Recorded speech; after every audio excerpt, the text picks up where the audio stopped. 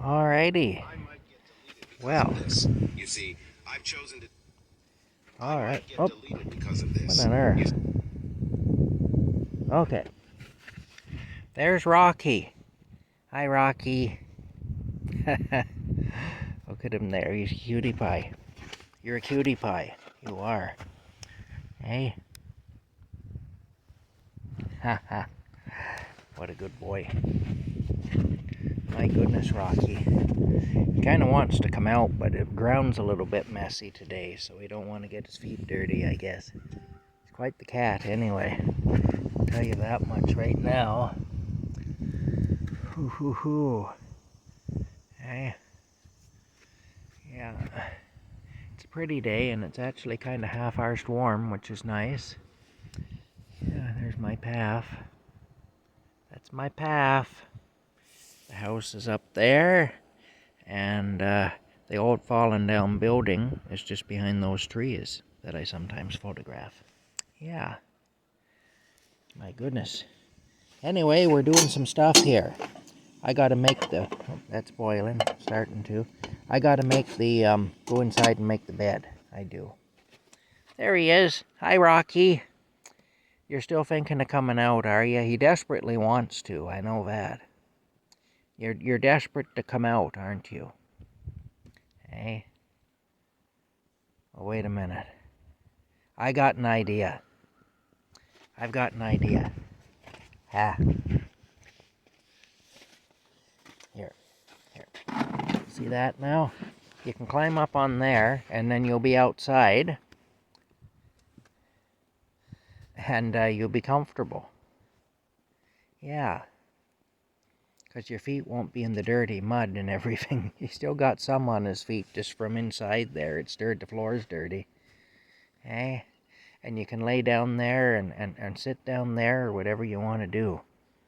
Yes, you can. It's all good. Hey? Yeah. Anyway, the situation with my sink, that's just part of what you deal with when you live the way I'm living right now. And I wanted to show you all that, just, because it's all part of this life.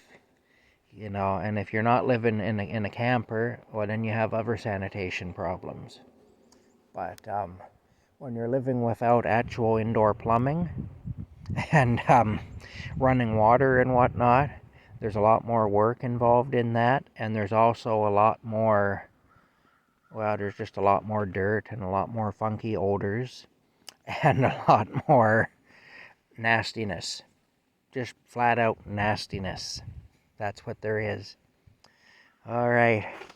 Anyway. But, you go back 100 years, or not even 100 years for many people, and this is how people lived. It is. And you're beautiful. Look at his tail hanging down there. I always get a kick out of that when he lets his tail hang over the edge of something. Hey, how are you, my pet? There's his tail hanging over there. You're cute. You're very cute. Anyway, I gotta go inside because I gotta get the other water bottles and I gotta make the bed. I do. See, Rocky wants to be outside with me. He does. But he doesn't want to be on the dirty ground where he's gonna get his feet all dirty. Okay, now. Let me see here. Oh, pardon me. Alright. Okay, so now he can kind of be outside. And he can go back inside very easily if he chooses to. Alright, this one's already empty. I gotta do this one now. Yeah, see? I left him lying outside overnight. And he's just sitting here now in the sun. Happy as a lark. There's the sun up there. Hey, it's good to see you, Tin Lion. Hey. There you go. He wobbled a bit. He always does that when he's been drinking. I hope he hasn't started drinking again. We had to put him in a 12-pounce program last time. We did. Yes, we did. Had to put him in a 12-pounce program. Terrible. All right. right. He was getting into the jungle juice. He was a little too much. He was spending so much time around jazz clubs. That's what it was. Listening to music and drinking jungle juice. That's what was going on with Din Lion. And he developed a bit of an addiction. Yeah, I remember that. He came home one time and he wanted to fight Rocky. Rocky kicked his butt and threw him outside into a snowbank. It was just wild. Hey? I'm just making stuff up now, by the way. I'm sure you know that anyway, but I'm just making up stories. The stories I tell about the story I told about the thing that happened at the cemetery, though, that is a true story. That really did happen in my hometown, with the black figure throwing the guy out in front of the train. And the story about the haunted convent in Eganville, that also really happened. I know they sound unbelievable, but they did happen. I experienced the haunted convent in Eganville, and I know about the other because I remember when it happened in 1980, and it was really talked about in town.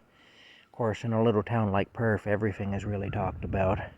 And not everything that's talked about is true, but this particular thing was, you know. Unfortunately for the poor lad that got done like he did, being thrown out in front of a train by some otherworldly specter. But, yeah. Lots of strange things happen in this world, and I don't think we understand everything like we think we do. I always find it funny when people will say about the supernatural that you got to prove it scientifically or I won't believe it. I mean, science is the study of the natural world, not the study of the supernatural world. So asking somebody to prove that the supernatural is real scientifically, it's sort of like asking somebody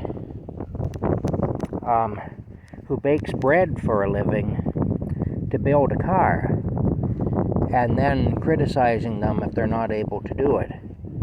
You know, I mean, it's sort of the same idea. I mean, they're two different things entirely, and you know, like I say, science is the study of the natural world. These things that happen that are within the supernatural realm, they're not of the natural world. They're a different thing entirely. And so we can't expect science to sort that out, you know. And if science could sort it out, or did sort it out, that would actually be proof that it isn't supernatural. Because if the study of the natural world can sort it out, that would mean that it is a perfectly natural phenomenon. And possibly science will determine it's a perfectly natural phenomena someday. But it could be that scientific knowledge hasn't caught up yet. And that might be why we're calling these things supernatural, but perhaps they're really not supernatural. Maybe there is a scientific explanation. But to say that it doesn't happen because it hasn't been explained by science yet, I mean, that's sort of like going back to the 1400s and saying bacterial infections don't happen because they haven't been explained by science yet. Or whatever, you know, it's like... Anyway, that's it. That's it for now. That's my little dose of philosophy, or whatever. As you can see, Rocky is enjoying the sunny day. He's a good boy. He's checking everything out, making sure we're safe. And I'm appreciative of him for that. Look at him shaking his feet. Hey, he doesn't like having crap on his feet. Alright, we'll talk to you later. Bye for now. There's the beautiful barn again. I'll show you this to make up for showing you all the gunk in the sink earlier. Bye for now.